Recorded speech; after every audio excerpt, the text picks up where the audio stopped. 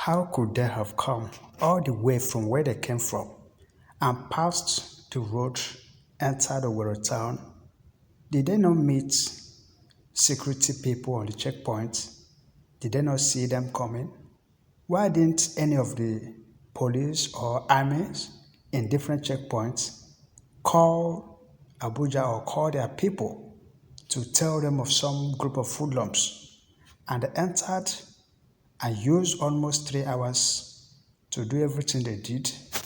They could have even picked up the governor at the governor's lodge if they wanted to, but they discharged their work professionally. They did their work very well, and they knew what they wanted to do, and they did it and left. They did not kill anybody. These were the words of Uwazurike. It is very strange. The very first time I'm getting to hear this kind of thing from Uwazurike on his BBC Igbo interview. Yes, I had to chip in this because some people may not understand it because it's in Igbo. He also berated the IGP of police, Inspector General of Police, for first of all, tagging IPOB and Eastern Security Network without launching into investigation first, because you cannot count two before counting one. Yes, he actually made some vital points here, but the only thing is that it is quite unlike his person. I'm very, surprised to be hearing this kind of thing from Uwazurike because being whom he is supposed to be even blaming Nnamdi Kanu in as much as the Nigerian government or IGP, the police body, have accused IPOB of being the mastermind. Even though that IPOB have debunked it, of course, they've debunked that, malicious reports. So, do well subscribe to our channel as you watch. Thank you. Enwere ihe kwuru ebe a sị na onye isi ndị uwe ojii sị na-akpọ aha ndị ọsị mere ya bụ ihe. Enwere ntụziaka na a ga-achọpụta ọwụ ihe kwesịrị ekwesị ya nwee pụtasị lekwe ndị ọbụ n'ebe a na-emebe nchọpụta ihe a. Maka na ọ bụrụ na ọ ma ndị ọbụ kekwa ihe a na-emezi nchọpụta ndị ahụ ọ na-akpọ aha apụta gosi na ọ bụ ha nwa. Ọ bụrụgodu na o bu n'obi na ọ bụ ha nwa, ọ ga-emechigodo ọnụ ọntụl emecha nchọpụta aha. Ọ nchọpụta ga-ekwu na ọ bụ ndị a ma ọ bụla ọ bụrụ ndị a. Ịpụta ebe a na-emegbe nchọpụta ebia na-ebu ndị agha si na ọ bụ ha nwa. Ọ bụ ihe ndị bekee na-akpọ putting the cart before the horse. Ọ bụ na ịma na ọha nwa kekwa ihe jebe nchọpụta. Ihe m ji na-arụta aka ihe dị otu a mbọsị onye gara aga na Ebonyi steeti egbusiri ndị mmadụ ebe ahụ. Nke mere the gọvanọ onye isi Ebonyi steeti bụ gọvanọ Mahi apụta na-ebe akwa na soshal midia onye ọbụla na-akwụ ya ọsị ya chọrọ justice. Ọ rọrọ ahụ efu ndị uwe ojii ma even the presidency apụta kwuo okwu condemn onye ahụ eme. Ama m ụbọchị one ma week one gara tutu vice president aka ebe ahụ. Mana lenka mere within 24 hours onye isi uwe ojii apụta na-akpọ aha ndị IPOB ma a nọkwa n'elu ya si na a na-eme ndị ọcha ka ama ndị ọ bụ. Ọ dịghị suppose ịkpọ aha onye ọbụla until emecha nzocha aha. Mana ọ bụrụ na ị bụ n'uche na ọ bụ ndị a kekwa ha na-emesi nyocha mgbe ahụ emere nke Ebonyi steeti nke ha mere ọkpọ ha ndị mere ya. Ihe a na-eme na Naịjirịa adịrọ m mana nke aha ka ị na-ajụ m ihe m chere maka ya. Ihe ha mere amaka. Ihe m ji si na ọmaka bụ o gosiri anyị na enwe nchedo nọ n'ala Igbo enwekwu nchedo nọ n'ala Biafra. Ọ bụrụ na ewe ebe ihe na-aga ọfụma, nkwado a na-akwado tinyere aka na 10 mmadụ one ruo na 100 mmadụ, eho DSS ama maka ya. DSS amarọ maka ya. Kedu ụdị obodo anyị nọ n'ime ya? Akpacha nkata niile a ndị DSS amarọ, ha echi ebe ahụ bata ime Owerri n'etiti abalị, moto niile akwụọ na line na-abịa, enwe onye nọ n'ụzọ kpọọ ndị aka na-achị Owerri si lekwa olekwa dị ama lekwa enwe ndị na-abịanụ. Ha bata n'ime Owerri gaa na ebe ndị prison chisha ndị n'ebe ahụ. And ya bụ ihe mekwere n'ebe n'ọdị nso ebe gọọmenti haus. Ọhịa m na-agwa gị, ha chọrọ ịnwụrụ gọvanọ n'aka n'abalị, ha ka nwụrụ ya n'aka ebe ha na-aga, mana ha emere ihe dị otu ahụ. Ndị uwe ojii na-agba ọsọ, DSS agba ọsọ, amị agba ọsọ, ndị niile agba ọsọ. Ha mekwere n'ọrụ ha ka ndị bụ specialist.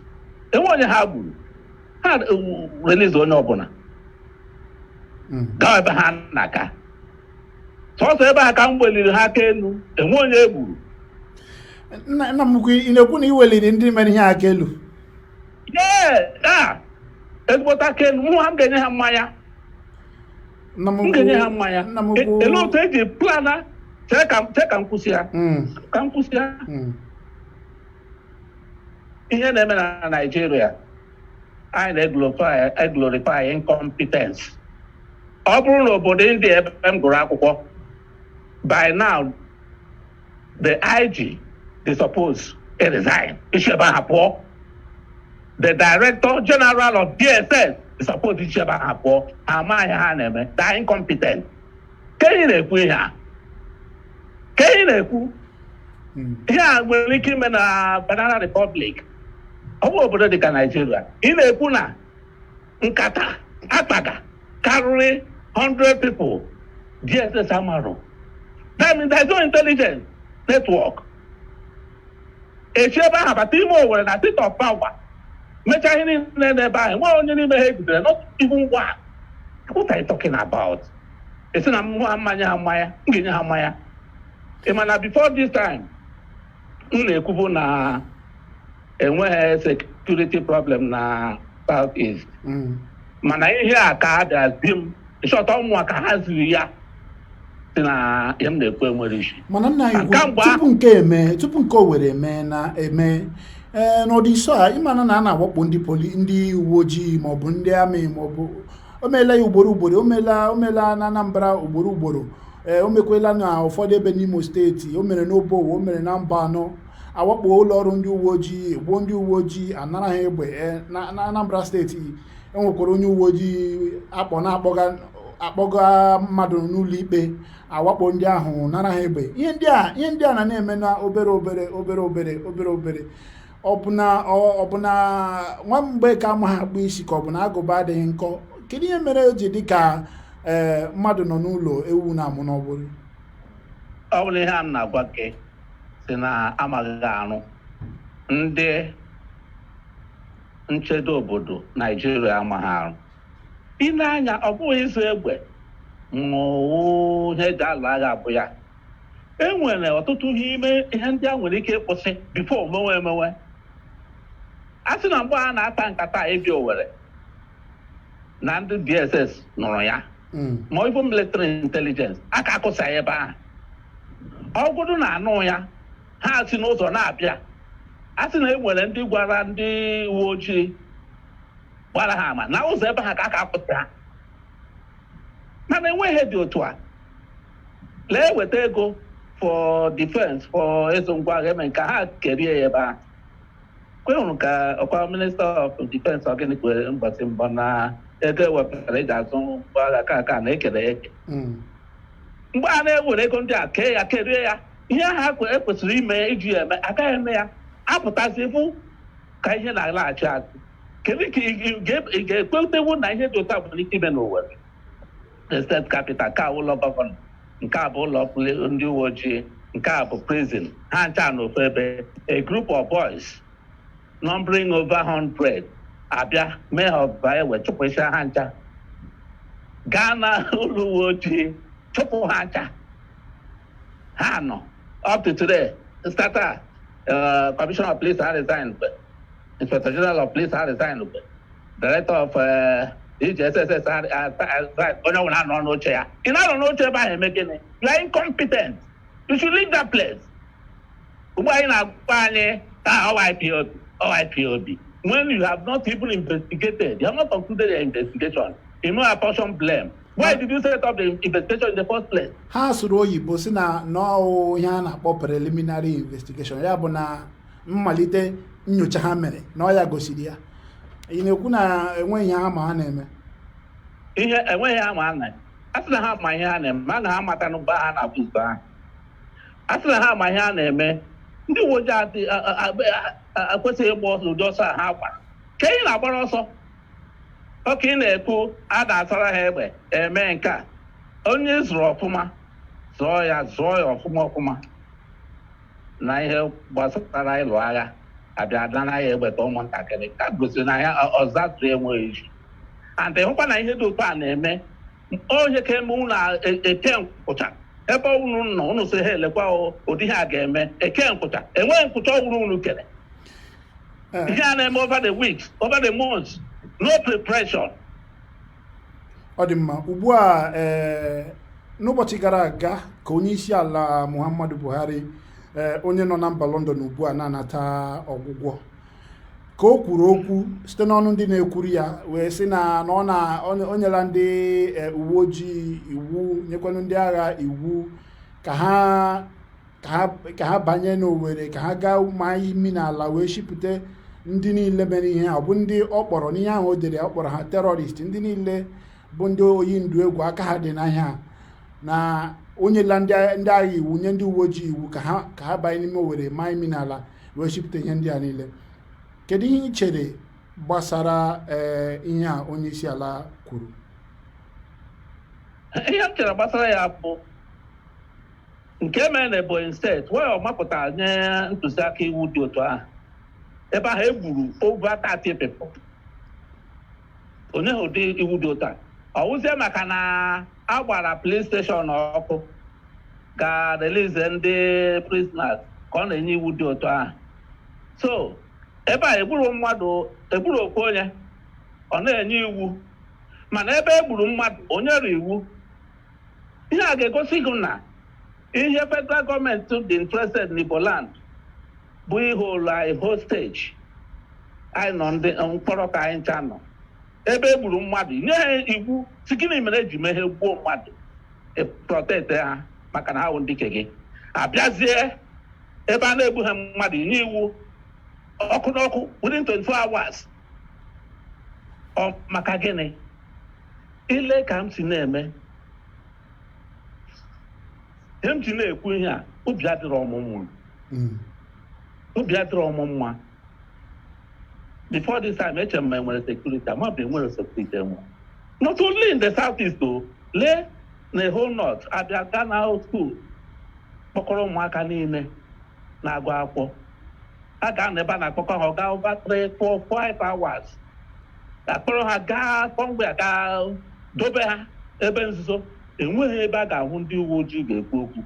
Enwe ebe ha ga-eme. Abịaza na-negotiate with ndị agha kpọrọ ha na-achọ inye ha ego. Abịa ebe a na-protect institutions na-eme in prison, ndị police anọ n'ụzọ na-anagharị ego. Ị gaa na police station na-agwa gị 100,000, 200, 500,000 to do this and that. Ọzọ ebe a na-agba mgbọrọ ahịa. O ruzie ndị enwe small challenge, ndị police na-agba ọsọ ka ụmụ nwaanyị. Ọ bụrụ ihe anyị na-abịa protect. President interested, Buhari dị interested maka prison ebe ọ na-edowe ndị aka ha dị ọcha, maka police station ebe ọ na-edowe ndị na-abịa amụrụ ndị mmadụ n'aka na ekpere ezighị ezi. Then ọ hapụ ebe egburu mmadụ na Ebonyi steeti egbuchiri ndị mmadụ ndị Igbo. O nweghị inquiry o tinyere. Ọ sị ha unu mere adịrọ m ọkọnde mụrụ ya lekere ihe dị ụta ma dị mma mana onye isi iji kwupụkwere kwuo ihe a kpọrọ ọrụ ndị bekee ha si fact dịka onye isi ala nọkwa na mba London na-anata ọgwụgwọ ndị agha bụkwa ndị na-ekwuri ya ha wepụtakwere akwụkwọ ozi katọkwa ihe mere na Ebonyi steeti ha wepụtara akwụkwọ ozi katọ ihe mere na Ebonyi steeti si na ọ jọgbuola onwe ya na ndị niile aka ha dị na ya na ha ga-anata ntaramahụhụ dịrị ya otu akwa osote onye isi ala bụkwa Yemi Osibanjo ọ gara aga na Ebonyi steeti ọkwa n'ụbọchị Ista bụ ụbọchị ụka ọ gakwara aga ya na ụmaghị hụ ya kwuo okwu gbasara ya bụ na ụfọdụ ga-asị na ịbịa kwuwe na onye isi ala gbara nkịtị kpamkpam na-enwe ihe o mere na ọ bụchaghị eziokwu maka na o mere ihe ya bụ ihe o mere gịnị ka o mere o kwuru na-ekwu na ọ gwara ndị na-arụ ya ọrụ ka ha katọọ nke mere na Ebonyi steeti then send Osibanjo mana nke anụ ya nwajiri aka ya site na London ebe ọ na-eji ahụ wee na-ekwu ya wee osi na London oge ahụ kwuo nke Ebonyi steeti maka ọnwụ n'ebe o metụrụ ya n'ahụ karịa maka ndị Igbo onye m na-ajụ gị maka ndị Igbo lee anya are we supposed to have police na chere ka m kwụsị ya I suppose inwe police station or DSS na-ewesịrị ego for them with ihe a mere na Owerri I suppose ụlọ ụta ka police na-adị agatị ha onye ọbụla agatọrọ ọrụ ebe ọzọ ka a chọrọ ihe ọzọ ọ bụrụ obodo na-aga n'ihu ọ bụrụ na police commissioner resign na inspector general of police resign na director general of DSS resign na ndị ọzọ abata afọ na ọwụ okoloke nne na nna ha ọwụ ha nwe ebe aha mana Naijiria onye ọbụla nọrọ nga ọ nọ lee ihe Buhari na-eme brida ọ nọ na London medical check-up hospital how many heads of state presidents all over the world ka ị na-ahụ na-aga na nda country every day na-aga na treatment a na-anaghị na Nigeria ya bụ ihe adịghị mma because onye nọ n'isi na-eme ihe ọjọọ ndị ọzọ ha onye ọbụla nọrọ ebe ọ nọ sị gịnị ka onye a na-eme ọ bụrụ ya because onye nwa na-akụnye mkpụrụ ọjọọ ahụ every day ọgawa London ị na treatment anyị onwe anyị na-atịakwa na Nigeria nọ n'ebe a na-anwụ anyị abụrụ mmadụ ya ọwụ onye isi ala ọ dịwa ga na London onye ọbụla nwere ike ego ịga London instead of ya nwe nọ na Nigeria rụọ hospital dị mma mee ya equip ọ gaghị eme ya ya dị nke eweta payers money ga ebe a na-akwụkwọ onwe ọ dị mma let's face the fact hapụrụ ihe a na-akọghị eri ọ na ka obodo adịghị mma ka ụmụaka ji na-eburu egbe maka adị na-ekwu ekwugide enweghị na nga nche ụmụaka eburu egbe I won't blame them iblame nkata ha ka ịhụ this is why they're doing it. Ọ dị mma ndị Igbo na-atụ n'ilu si na nkịta mụrụ asaa amụka mana ọzọ amụzina ịgazi n'ihu maka na enweghị obodo ọbụla ọgbaghara dị na ya ọganihu na-adị udo na-adị maka na enweghị onye ga-anụcha na a na-emetigbu ụzọ gboo n'otu obodo ya sị ka ọ bịawa obodo ahụ ịzụ ahịa maọbụ ka ọ bịawa obodo ahụ ịrụ ọrụ ihe na-akọwa wee bụrụ na ọgbaghara niile a na-eme n'ala Igbo na-ebute ihe isi ike na-ebute ndakpọ akụ na ụba kedụzi ihe a ga-eme otu ihe ikwulo na onye kedu isi ihe a ga-eme ka ọ kwụsị ya bụ ịgazi n'ihu na-abịa ịbịa lewezi anya bịa tawa ụta ihe onye isi ala mere mgbe e mere nke a na nke ọ na-eme na ịgakwanụ n'ihu anyị ga-afanyizi aka n'ụkwụ na-ekwu na ya enwe ha nchekwa onye ọbụla nọrọzie lewe anya ka gịnị ka iche bụ ihe a ga-eme iji gaa n'ihu ka o wee ka mma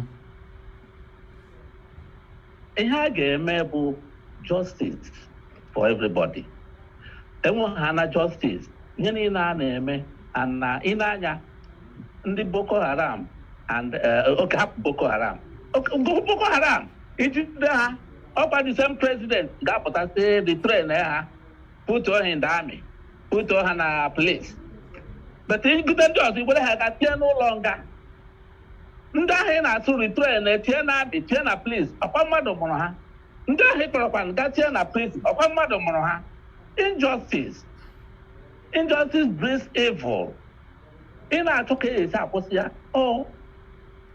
to bring in justice ịfụ ihe a na-eme achọghị m ịga kwuo gụnwa ama the whole service chiefs ndị Fulani n'uche gị gịnị ka justice ahụ amaghị ha na-arụ justice ime ihe dịka ụzọ o kwesịrị iji wee dị ọ ya justice mgbe ị ga-aga were the whole service chiefs onye n'aka ndị na-ama ojiri ya ha rụtara ka ewere ya lee this inspector general of police na ọ rụtara titanio ya instead i were another new person tie there a ga-akpọrọ ya si arụ ọkwa another 3 months when we know he doesn't know what he's doing.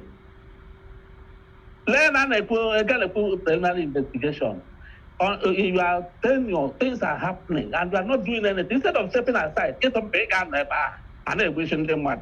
I mean, does it call for justice on solve the problem? We have to find a way of solving the problem by doing the right thing. That is justice. Ndị ọchịchị ala Igbo dịka ndị gọvanọ steeti ise dị na mpaghara ọwụwa anyanwụ ọ dịghị ka gịnị bụ ọrụ ha nwere ike ịrụ oke na ọrụ ha nwere ike ịrụ iji hụ na ihe a na-ebenụ anaghị ebezi maka na ọ na-emetụta akụ na ụba ha ọ ga-eme ego ha ga-eji na-arụ ọrụ ga na-agbada. Gịnị ka ọ dị ka ndị gọvanọ ise na-achị mpaghara ọwụwa anyanwụ nwere ike ime iji benata ihe a na-emenụ na-abụghị ka hapụ kene ndị nọ n'Abuja ka kwube kene ndị nke nọ na be anyị? Well, I pity them.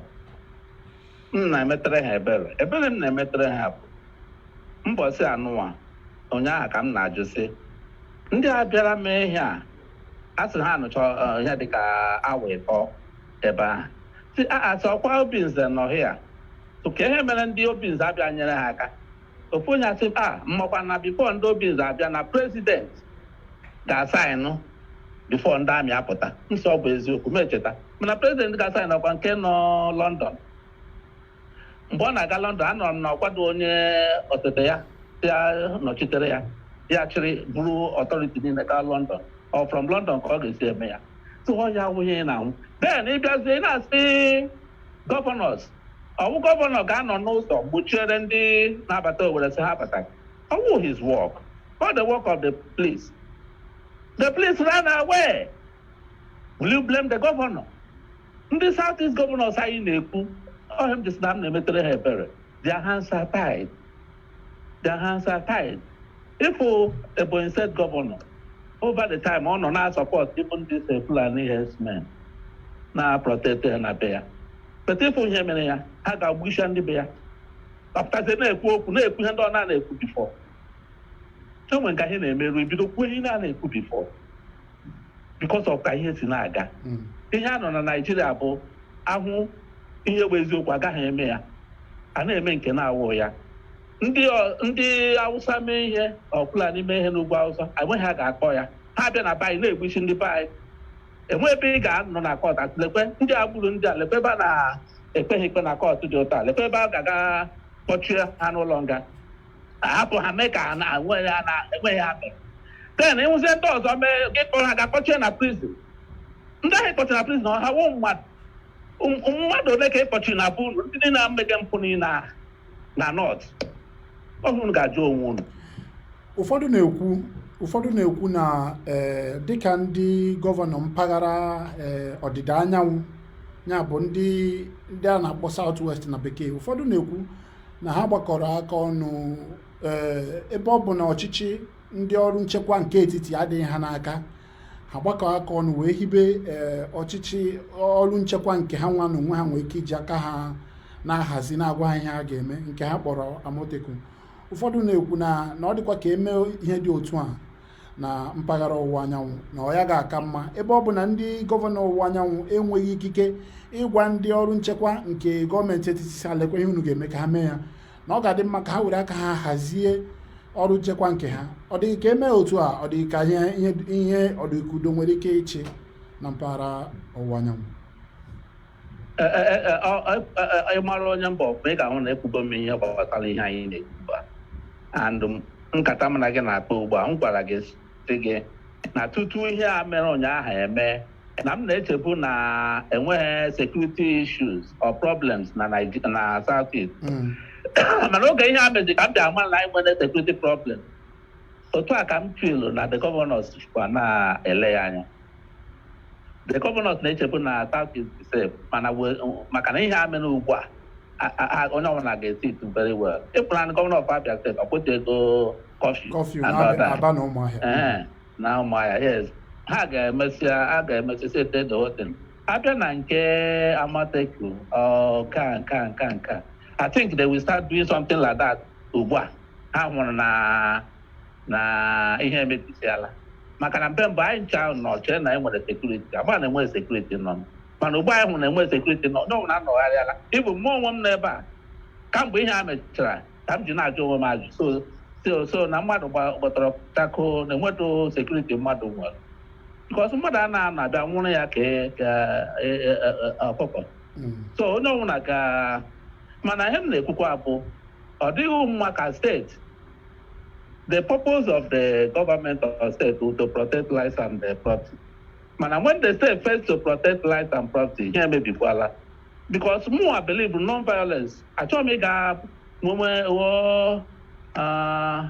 army general or army lord, whatever it is. I don't want that. I don't want to arm my men.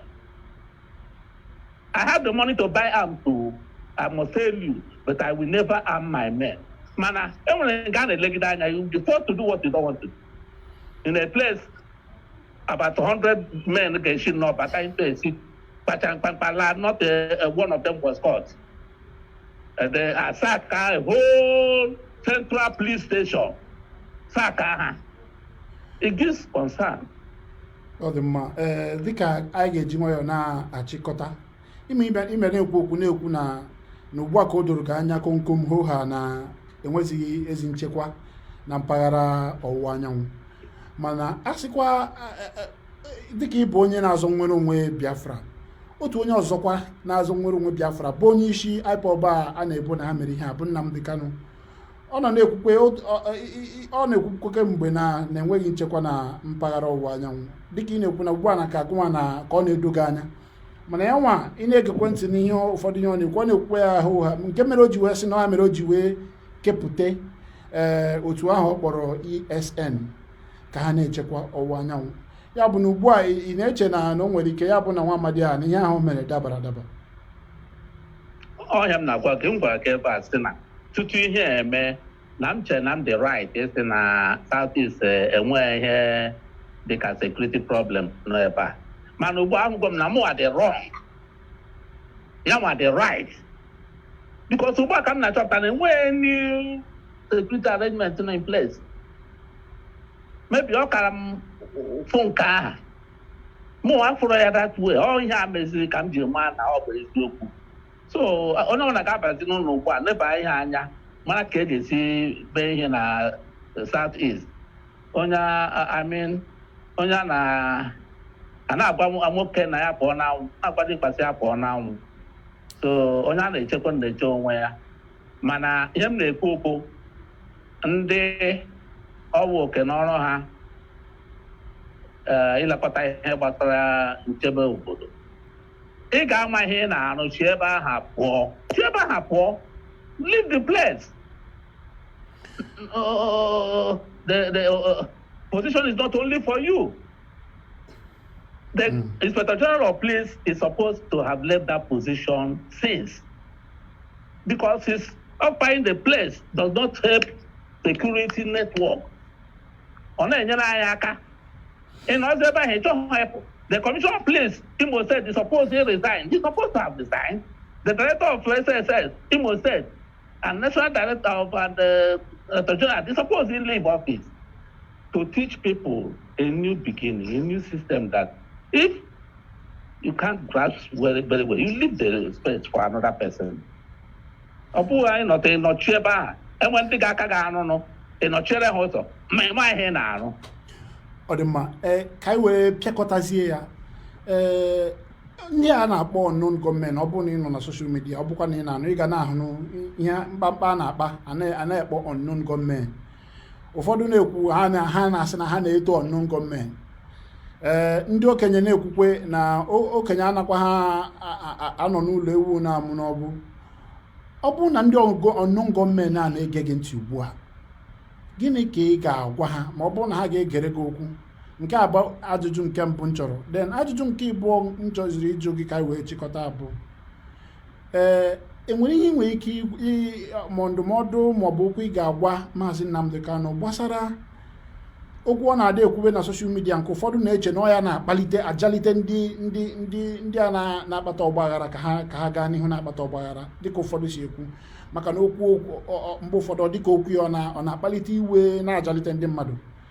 Gịnị ka ị nwere ike ndụmọdụ ole ka ị nwere ike inye? Nke mbụ, ndị unknown gọọmenti ha sị na ha na ugbu a na-ege gị ntị na ha ga-ege n'ihe i kwuru, gịnị ka ị nwere ike ịgwa ha? Nke abụọ, gịnị ka ị nwere ike ịgwa Nnamdi Kanu gbasara okwu ọ na-ekwuwe nke ndị mmadụ na-asị na ọ na-ajalite iwe n'obi ndị mmadụ? Ka anyị werezi ya chịkọta. Na nke izizi jụrụ m unknown gọọmenti, ihe m achọrọ bụ igbu ndị Igbo, ihe ga-eme ndị Igbo na-anwụ. Ana m ekwu ya mgbe niile, mana na mpaghara ọwụwa anyanwụ ma na ebe ọzọ, maka na egbuo ndị ọzọ ebe a, ha ga-ebido gbuo ndị be anyị na be ha. Achọghị m ihe ga-ebute igbu ndị Igbo na be anyị ebe a. Ọkwa ịma ihe m gwara gị ugbu a, sị ndị a bịara unknown gọọmenti na-abịara Owerri ụnyaahụ mesịa ihe ha mere nwe onye egbu. Onye m jisiri m hụ ha, m ga-akụnye ha mmanya aka na ha nwe ya, because enwe onye egbu. O chọrọ professionalism. Ha bịara imepe prison ka ndị mmadụ kpesịa mebi ndị otu ha mee ya na-enweghị onye ọnwụ na-egbu. A sị na egburu mmadụ ga-akọndem kwa ya. M ji achọ m ịkọndem ebe ka enwe onye egbu. Ọzọ oke na ọrụ ịnọrọ ndị uwe ojii na other security agencies ịjụ onwe ha ajụjụ otu ihe a ji wee dị possible. Abịa na nke esi na ndụmọdụ nwere m ga-ajụ Nnamdi Kanu, in a struggle nkwado onwe anyị na-eme, anyị adịghị suppose ịnọ na one group. Even na South Africa, enwere so many groups. Even na ihe anụ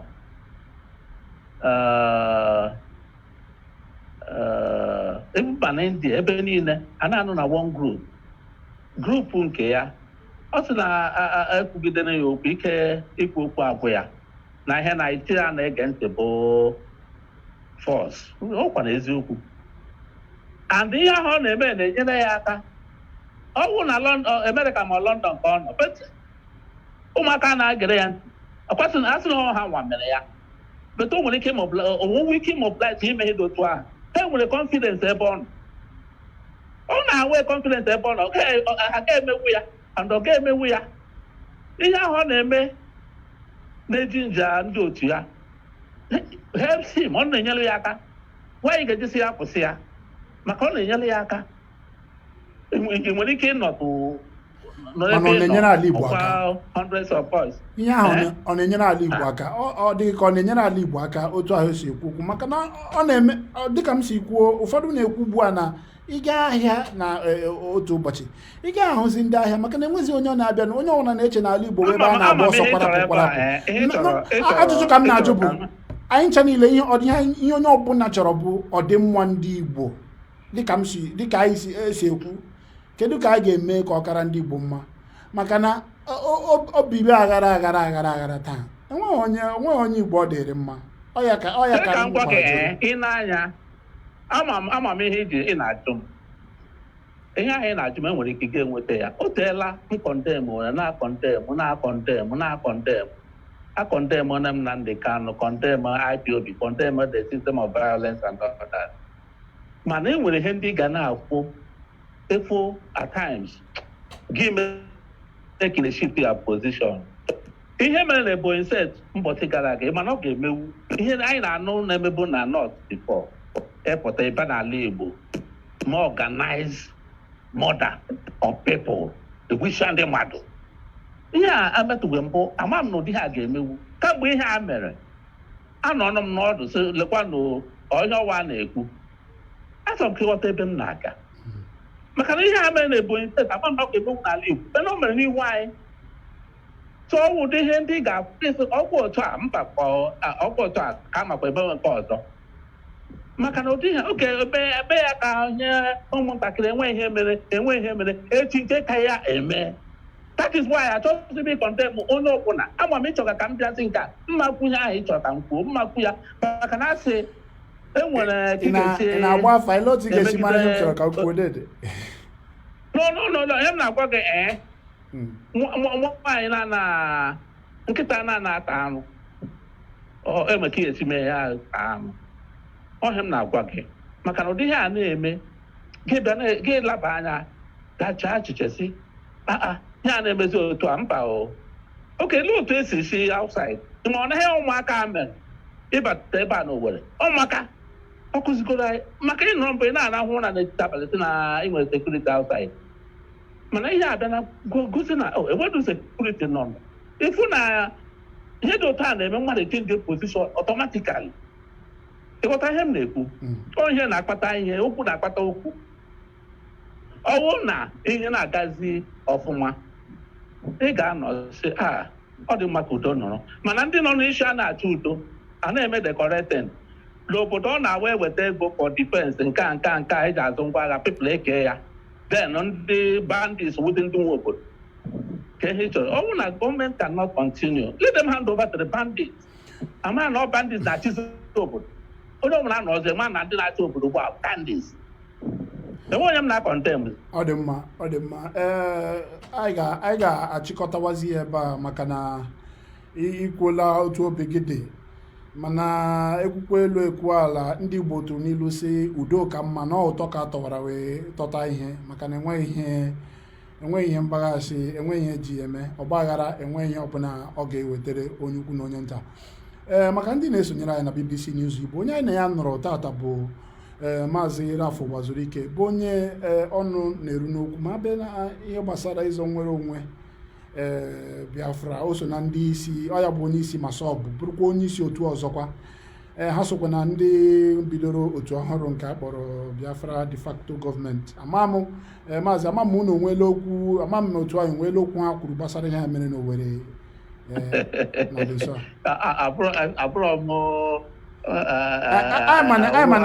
anyị mana iri tụrụ si maazị Asari Dokubo ya were ọchịchị mana ọnụ ka na-erukwe gị n'okwu mana ọ ya ka anyị ji azụrụ ma otu unu kwuola okwu ka ha ka ga-ekwu gbasara ya. Eche m na atarị ka ị ga-ajụ n'ajụjụ dị ụtọ a ọmụmụ a ga-ekwuchitara ya ọnụ ya. Ọ dị mma anyị na-achọkwa inweta ya n'oge na-adịghị anya anyị ga-enweta. Anyị na-ekele gị maka isonyere anyị na BBC News Igbo n'ụbọchị taa. Ndewo nna ndewo mana e nwere ihe m chọrọ ka ịghọta bifo ma pụọ awụ m ijele ndị Igbo echiri m ijele ndị Igbo oge nna anyị Ojukwu nwụrụ titi elie ya etinye ya n'ala echiri m ijele ndị Igbo my position gara beyond Biafra activism m na-eche ihe gbasara ndị Igbo mmekọta ndị Igbo ọdịnamma ndị Igbo ma ndị nọ na South East ma ndị nọ na obodo Nigeria ma ndị na outside Nigeria. So ihe ọbụla m na-ekwu dị premised on that, based on that. It goes beyond Biafra activism. My position may be different from what the de facto government may say. More and I support the de facto government because of non-violence. No one na-eme non-violence. Mana enwere gị na-emerukwa ihe aka ịhụ anya na ihe agazewelu I'm not supporting violence. I can never support violence. Don't want to name violence. I will never support that person. Ọ dị mma. Ihe anyị na-ekwu nke ikwuru gba ihe m na-achọ ka ikwuo kamgbe. Anyị ikwuru gba ị na-akwado ọgbaghara ọ ya ihe m chọrọ ka ikwuo kamgbe. Mma support onye ọbụla nọ na violence na-eme ihe violence mana ihe ndị a na-akụzikwara anyị ihe ndị a na anyị na-amụtasị ihe na ihe ndị a niile na-eme. Ọ dị mma maka oge gị anyị kpọrọ gị n'obere oge gị kwerekwe n'obere oge ahụ ka anyị na gị nwee mkparịta ụka daalụ rinne ọ ga-adịrị gị mma dịka i kwuru Igbo ndị ọma dịka nna anyị ukwu bụ Rafo Uwazurike kwuru na ọ naghị akwado ọgbaghara na n'agbanyeghị na enwere ka gị na nkịta ga-esi gwa egwu enwe otu ị ga-esi mee ya nkịta ahụ taa ga-arụ mana nkịta ịta arụ awụ ya kacha mma ọgbaghara enweghị eji ya ga-eme ọgbaghara dị n'ala Igbo ugbu a ahịa ahụ eji mara ndị Igbo ahịa ga na-azụzi ya ndị a na-azụ ahịa ha ga na-abịazi a ga-eji nwayọọ dịka ndị Igbo si atụ n'ilu n'ụkwụ ka eji achọ ihe dabara na mmiri n'ụbọchị tata anyị na-atụ anya dịka isi weta ozi na osote onye isi ala bụ Yemi Osibanjo na ọ ga-abịa n'Owerri ịbịa were anya ya hụrụ ihe mere ebe ahụ. BBC News Igbo nọkwa ebe ahụ. Ọ bụrụ na ọ bịa dịka ha si kwuo na ọ ga-abịa, anyị ga-ewetara ọnụ ya otu o si eme na dịka o si eme. Ebe a bụ BBC News Igbo, ebe ị na-amata ihe niile gbasara ihe na-eme n'ala Igbo. Biko gaa n'ihu na-akwado anyị. Onye akpọ na nwanne ya iyi, onye egbu na nwanne ya egbu, ihe Igbo niile bụ otu. Igbo kwa ụkwara ya bụrụ otu. Daalụ dịka ị na-esonyere anyị. Ya gaziere gị n'ụbọchị tata bụ Tuesday.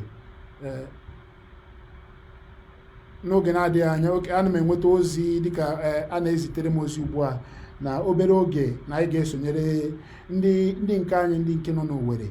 Ha nọ ugbu a n'ọdụ ụgbọelu Akanụ Ibiam dị n'Owerri, ebe a na-eche ka osote onye isi ala bụ Yemi Osibanjo tụọ ụkwụ n'ala dịka ọ na-abịa. Ọ bịara ka ọ mata ihe mere n'Owerri abalị abụọ gara aga kpọmkwem. Ọ bụ na isonyere anyị ahụ, ị ga-ahụ ka anyị wetara gị oge gọvanọ Imo steeti bụ Hope Uzodimma gara ebe ahụ galegharị anya ihe mebiri, were anya ya hụrụ ma kwukwenu ihe o kwuru gbasara ihe ndị nchekwa dị njikere ime ugbu a iweta nchekwa, ime ka nchekwa laghachi. N'ụtụtụ takwa anyị wetakwara gị otu Owerri siri dere.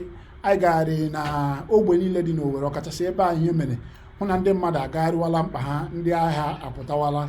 Ndị mmadụ na-ekwu, ụfọdụ na-ekwu na ọtụtụ ụlọ akụ emepebeghị n'ihi na ụjọ ka ji ha.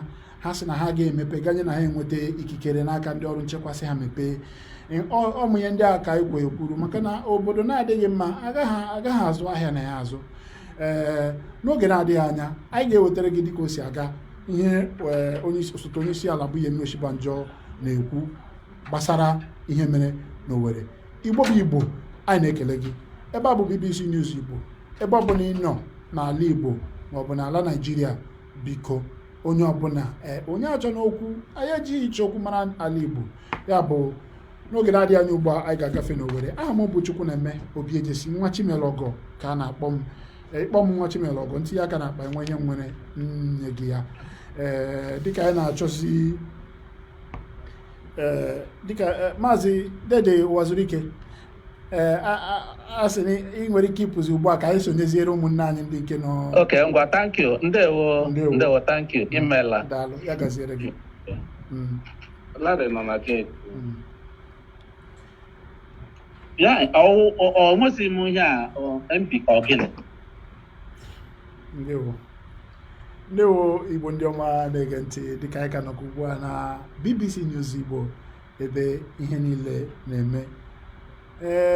Ọ dị ka na-ezitere m ozi na nna anyị ukwu Alhaji Mujahid Asari Dokubo Ediabalị na-achọ isonyere anyị ugbu a ka anyị na ya nwekwe mkparịta ụka. Ọ bụrụ na isonyere anyị, ị ga-anụ mgbe anyị jụrụ Maazị Uwazurike ajụjụ ụfọdụ. Nna m ukwu Asari Dokubo, anyị na-ekele gị n'ụzọ pụrụ iche. We greet you, sir.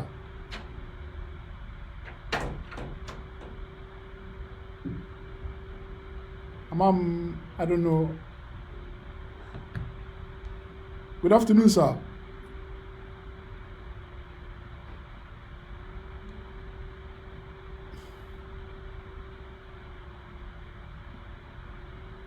Unmute, ask them.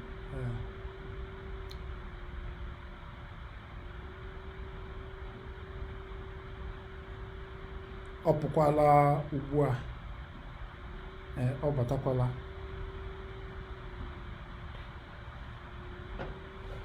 Good afternoon, sir. Amam me na anu ihe anyị na-ekwu dede. Ọ dị m ka ọ na-anụ ihe anyị na-ekwu. Igbo ndị ọma, ọ bụ na unu ka na-esonyere anyị, onye anyị na-anọ ugbu a bụ Alhaji Mujahid Asari Dokubo Ediabalị ka ejiri mara ya. Ọ ya bụ onye isi otu akpọrọ Biafra de facto gọọmenti. Anyị na ya Dede Asari Dokubo, ọ bụ na n'ụlọ anyị, biko kọnekt ya ọdịo gị ka anyị mara ma ya ga-anụwa ihe na-ekwu. Anyị na-anụ ihe na-ekwu.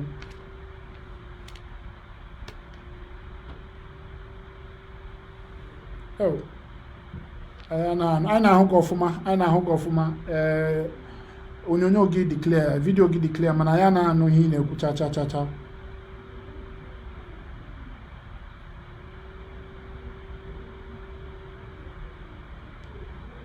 Okay.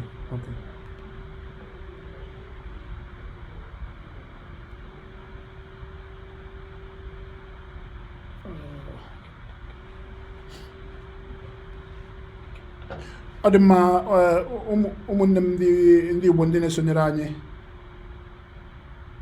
anyị na Maazị Alhaji Mujahid Asari Dokubo ugbu a, ama mma ọ kọnektiala ọdio ya, ọnụwala ihe anyị na-ekwu. Ọ ka na sai connecting to audio.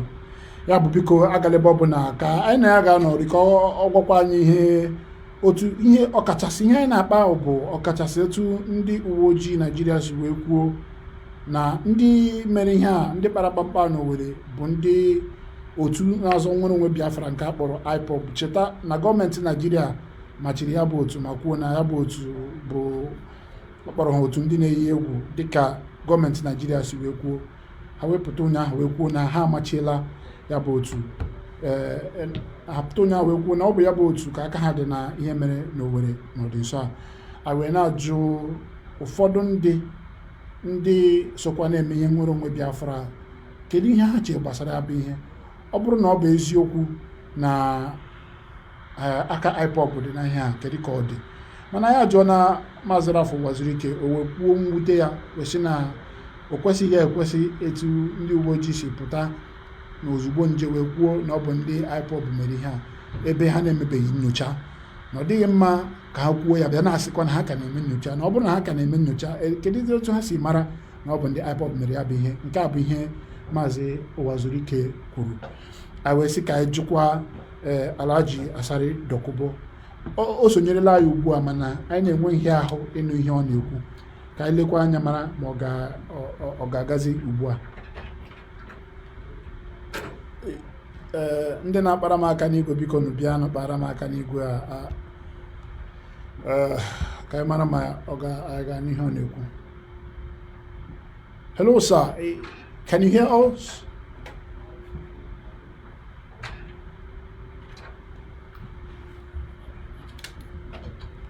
Ọ na-anụ ihe anyị na-ekwu, anyị anakwana anụ ihe nwa na-ekwu.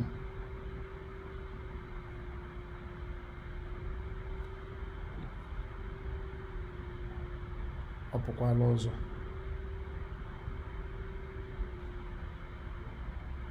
Igbo ndị ọma, biko iwu na-adịla ọkụ. Ụnụ mana ihe a bụ ihe teknụzụ onwe ka eji eso ya. Ime ya n'ike ya gosi gị nke o ji bụrụ teknụzụ. O nwere ụbụrụ nke aka ya, ihe ọ chọrọ ka ọ na-adị ememe mgbe ụfọdụ. Ya bụ biko nyetụ na ya obere oge ka anyị kpaa aka n'igwe ka anyị mara ma ya ga na-anụ ihe Alhaji Asari Dokubo na-ekwu nke ọma. Anyị nụwa ya nke ọma, anyị ga-amalite mkparịta ụka na-egbughị oge ọbụla. Anyị anụwabe ihe ọ na-ekwu, biko gbaghara nụ. Dịka anyị ka na-aga n'iru, anyị gwara gị na mkparịta ụka nke anyị nwepụrụ ugbu a n'oge gara aga bụ nke anyị na Uwazurike. Ugbu a anyị na Asari Dokubo na-anọ, mana oge na-adịghị anya o deela ihe ebe a, dee no sound. Gịnị mere? Ka anyị mara ihe anyị ga-eme ya. Oge na-adịghị anya ndị otu anyị nọkwa n'Owerri ga-ewetara gị otu o si dịrị ebe ahụ, dịka a na-eche ka osote onye isi ala Naịjirịa bụ Yemi Osibanjo bịa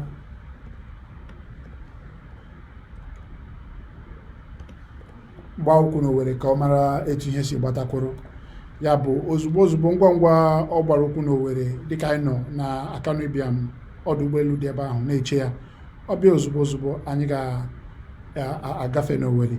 Mana dịka anyị na-eche ịgafe n'Owerri, ka anyị na Alhaji Asari Dokubo kparịtakwa nkata ọzọ gbasara etu ọnọdụ si dịrị n'Owerri, bụ ala ebe ha si na ala Biafra bụ ebe ya nwa bụ soro bụrụ onye isi. Cheta n'otu Alhaji Dokubo bụ onye isi ya bụ otu ha kpọrọ Biafran de facto government. Connecting to audio, ọmakiana good. Ama ọ dị ka ọ ga na-anụ isi anyị na-ekwu ugbu a. Alhaji na-anụ ihe anyị na-ekwu. Yes, I'm hearing you now, Yeah, but thank you. this thing is not showing. Oh, maybe you now have to on your you have to put on your you now have to put on your video because we were seeing you the other time, but we couldn't hear. Now that we can hear you, we can't see you any longer.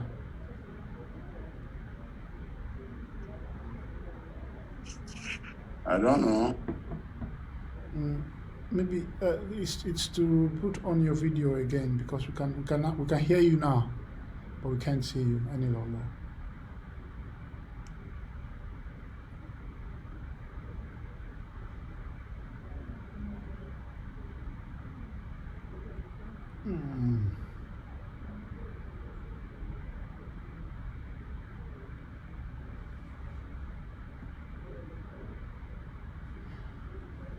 Oh.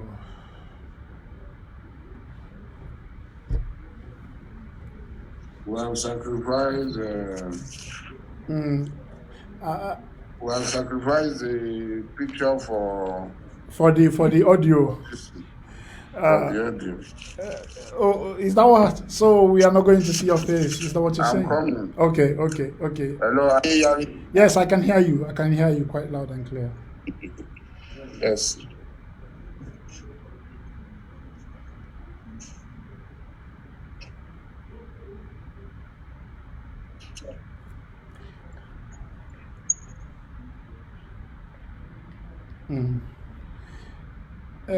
Alaji, we are on air already. We just finished an interview with Mr. Rafu Uwazurike, so we're just waiting to connect to you. So I don't know.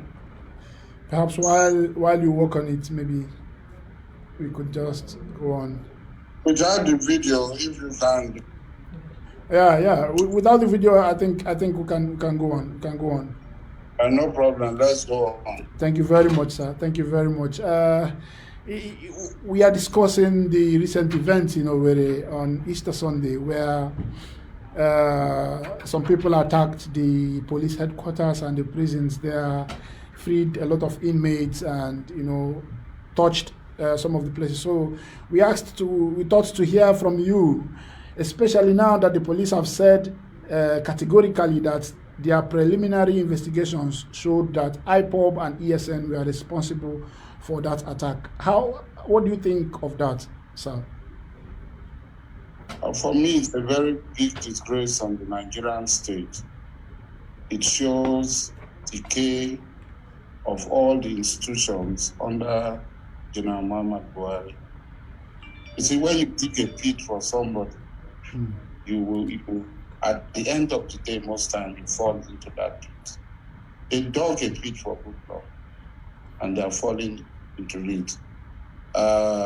Muhammad Buhari, they boasted, they touted, they did all sorts of things in general. He's going to stop Boko Haram in 1 second. He's going to do this now. We have Nigeria is faced with myriads of problems. The problem has become octopus. It has multiplied.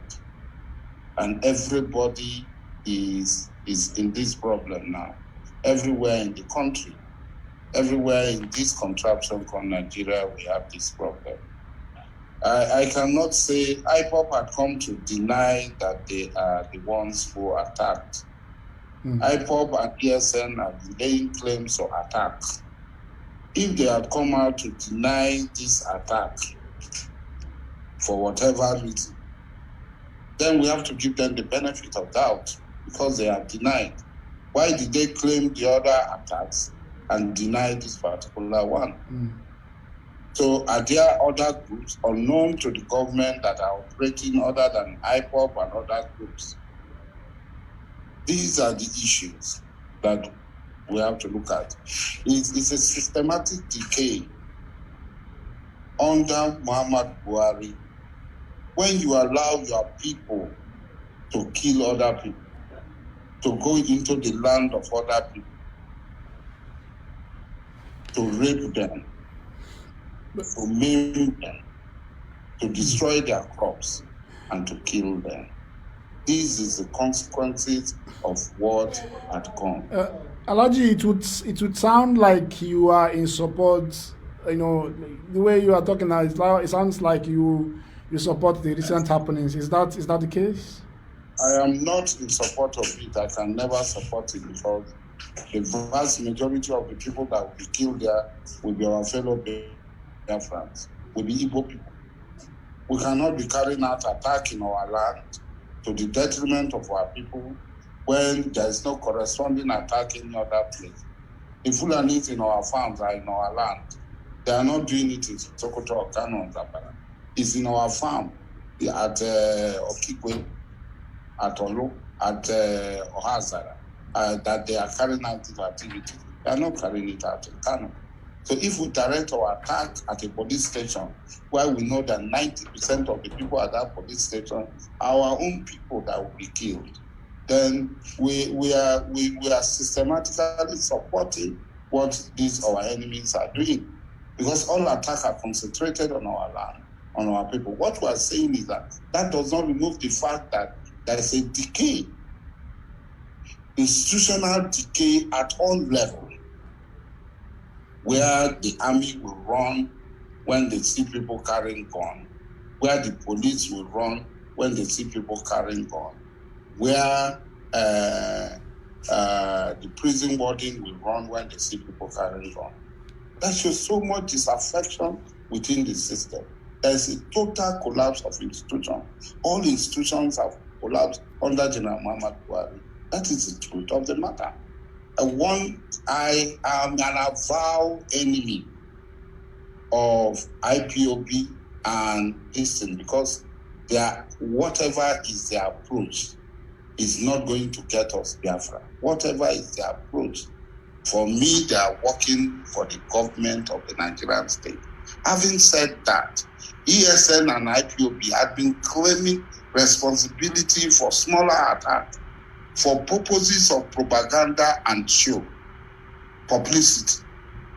For purposes of propaganda, show, and publicity. Now, they carried out they pulled the biggest attack. Why would they deny it if they are the people? The people say we are not the people who carried out this attack. So I cannot come and say they are, because that is not their footprints. Their footprints in other attacks, they have acknowledged it. If they say they are not, then the government should investigate deeper. They should not take a shortcut and say it is IPOB that carried that attack.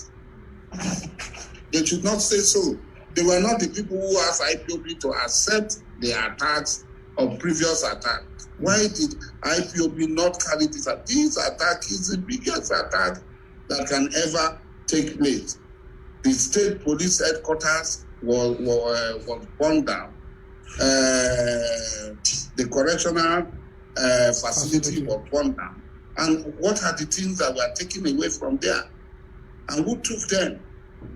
It beats our imagination that a few hours after, the police is coming out to tell us a cook and bull story that it's IPOB and ESN, when IPOB and ESN has come out to deny. The police must convince us. Yes, even me, I believe that it was IPOB and ESN until they came out to deny. So the onus is on the police and the security apparatus of the government of the Nigerian state to come out to prove to us that they have the facts and the evidence to show that it was IPOB and ESN that carried out those attacks.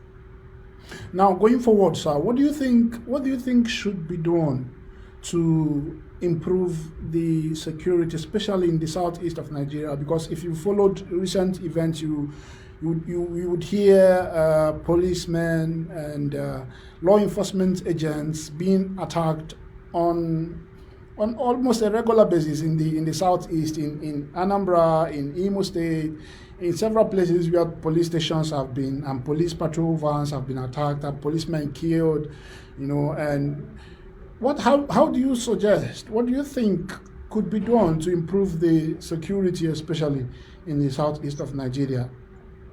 As the president of the Biafran state, I don't think I can be employed as a security advisor by my oppressors. I am not in a position to give them any advice. It is up to them to do what they want, oil their whatever they want to do. Because even keeping their security sound and healthy is detrimental to me as a person and my people, the Biafrans. So I will not volunteer myself to become an unsolicited security advisor to the Nigerian state. Okay, but recently you've heard about unknown gunmen attacking several places in the southeast. Also, cultists, attacking people, cutting off people's heads. Yeah, like you said, if this is indeed your territory, so what are you doing to improve the security of your There's a state of anarchy now. There's a state of anarchy because the occupation Nigerian state is not able to provide the minimum of security for the life and property of the people of the occupied Biafran territory. We have adopted until otherwise. The Biafran movement, for which myself and even though I believe in armed struggle before I was chosen as president of the de facto interim customary government of the Biafran state. But their organization, the totality of the organization that are involved said we are going to use non-violent approach to the Biafran struggle. I am not comfortable with it, but the majority will carry the day, and majority Rav Owerri, or big brother Rav Owerri, who nominated me to the position of president during the process of selection, and Mefor's group in IPOB and so on that came together with us. They said their approach is non-violent. I am studying it. I am saddled and burdened with something, an ideology that I don't really believe. But since it is majority of the people that are chosen, that is a non-violent approach we are going to get. Therefore, we are studying it and we are waiting and we are seeing until the time that this will be achieved. So I cannot roll out on my own or take any decision that will be contrary to the decision of the vast majority of Biafrans. So, is there any plans on the cards, to merge with Nnamdi Kanu's IPOB by your de facto government? There's no basis for Nnamdi to merge. Nnamdi Kanu is a Biafran. Biafrans are taking decision. He has to fall in line if he wants to be a patriotic, good citizen of the Biafran state. If he is not ready, then he will be recalcitrant. He will be very, very recalcitrant and will be declared an enemy of the Biafran state if his activity affects our drive and movement to the total liberation of Biafran land. Well, we must thank you, Alhaji, for joining us given the very short notice, and then we thank you for condemning what has happened in Imo State. I want to say that the killing of people by anybody, I am a student of revolution. I studied revolution from Cuba, from North Korea, from Vietnam, and everywhere. I have studied revolution. An healthy revolution do not attack the enemies, do not attack those who are vulnerable. When you attack armed policemen who do not receive their salary on time, who do not do anything, you are making the victim a double victim. That double jeopardy. What they call Odumadu body, one coffin don't turn into two. The Nigerian state is not looking after these policemen, and you who claim to be fighting for freedom target. Now, when you kill people in Nkanu, 90% of the policemen or 99% of the policemen in Nkanu are Igbo people. They are Biafrans. You attack them and kill them. They are there for their daily bread. You go to Olo, you kill 99% of the policemen you kill at Olo will be Biafrans. At the state headquarters you go, 70% of the people who get killed will be Biafran. At the correctional center, 99% will be Biafrans. So why are we attacking and killing our people? Why would we kill our own people who will be useful? Who will be useful someday, sometime, when the struggle intensifies? So does it make any sense for us to kill our people? For me, I said no, absolute no. These attacks are for ego, to show that I am the person doing the struggle. I am the person trying to liberate by killing. Nnamdi Kano's sister is in the police. She's a senior officer. Why has it not ordered for her to be killed first? Why should it be other people? Why is she in the police serving the zoo? But others can die, but his sister cannot die. You see the hypocrisy and the level of betrayal of our cause that people should see. So for me, 100%, I believe that this attack on ordinary policemen on checkpoint is not necessary. They are not the people. Even the people that they ordered to come and attack our people demonstrating are unit and detachment of mobile police people. These mobile police can be brought from Zamfara. They can be brought from Port Harcourt. They can be deployed for that purposes from Nasarawa. After they finish, they leave. The local policemen are left, and these local policemen are not the people who carried out this attack on the people. So it is 100% condemned. It is just for ego. It is just for show. It is just to say, na me they do am. Na me they talk about Biafra. Because your brother had not been killed. Even Nnamdi Kanu is sincere. Let them kill his, if they know where his sister is, let them kill his sister first, who is a police officer. Then we will know that he is genuine and is serious about this thing.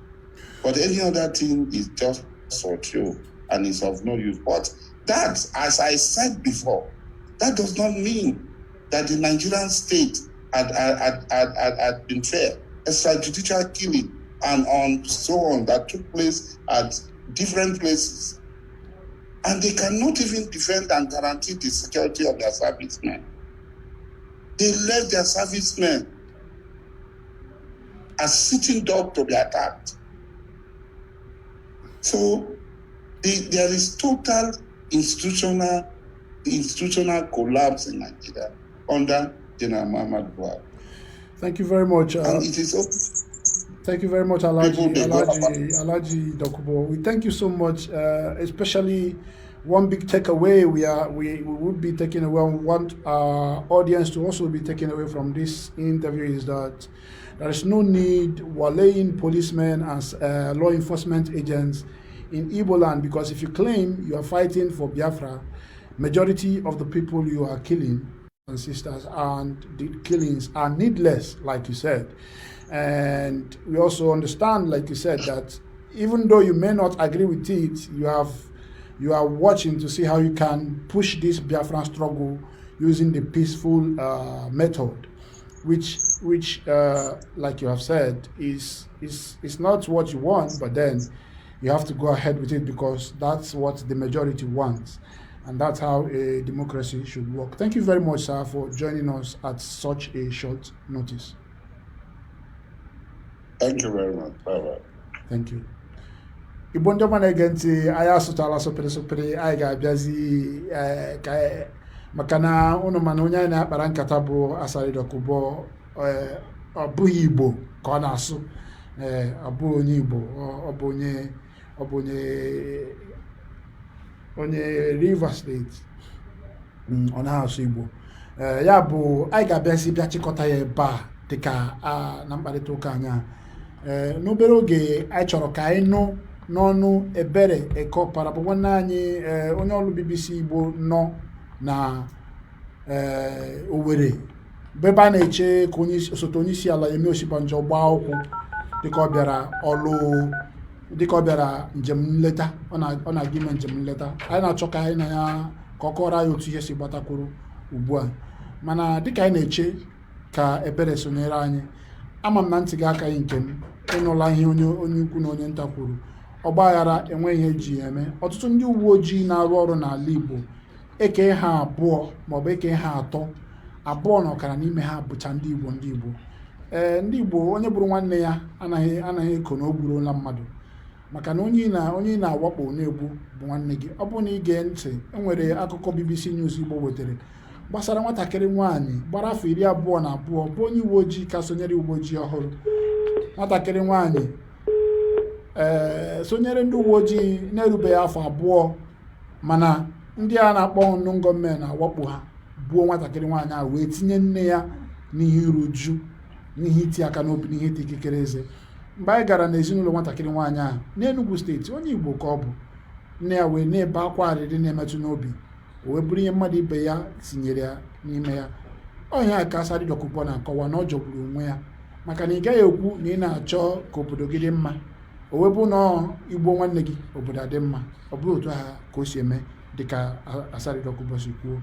Anyị na-eche ka Ebere sonyere anyị, Ebere Kọpara bụ onye nọ na Dan Anyam Stadium n'Owerri, Akanu Ibiam airport dị n'Owerri, ebe a na-eche Sam Mbakwe airport dị n'Owerri, ebe a na-eche ka osote onye isi ala Yemi Osibanjo gbaa ụkwụ iji mata ihe mere n'Owerri n'ọdịnso a. Ndewo onye ọma na-ege anyị ntị na BBC News Igbo ka ị nọ, ebe ọ bụla isi na-esonyere anyị na-awụnyere gị ukpe ekele. Amakwa na ị na-eme nke ọma ebe ahụ, amakwa na ị na-edebanye aha ndị Igbo na akwụkwọ ọma n'obodo ọbụla ị nọ, na-abụghị na nke ọjọọ, maka na ndị Igbo bụ ndị eji ihe ọma wee mara. Jisie ike gaa n'ihu na-esonyere anyị, biko na-ekesa akụkọ anyị, na-agụkwa n'akụkọ anyị, na-aga na bbcigbo.com. ebe ahụ ka ị ga na-enweta akụkọ niile na-eme na Naịjirịa etu o si eme na mgbe o ji eme. Daalụrị nne. Ya bụ ọfọkwa obere oge ugbu a ka anyị na-Ebere nwee mkparịta ụka ka ọ kọọla ya otu ihe si dị n'Owerri tupu anyị apịachitezie mgbasa ozi nke tata. Ịmakwa na dịka nsi kwuo na onye gị na ya nọ bụ Chukwu na-eme obi ejesi nwa Chimele ọgụ, ọ ihe a na-akpọ daalụrị nne. Anyị na-ege ntị ugbu a ka anyị n'ọnụ Ebere. Ama m Ebere ọ bịala? Ebere abịa ha, anyị enweghị ike ịnweta nwa Ebere ugbu a n'ekwentị. Ya bụ n'ebe a ka anyị ga-achịkọtazi ya. Ndị uwe gị onye sonyere anyị, biko kesaa akụkọ BBC News Igbo, ma ebe ọ bụla ị na-aga, ihe ọ bụla ị na-eme, bụrụkwa onye udo. Ya gaziere unu. Ndewo unu.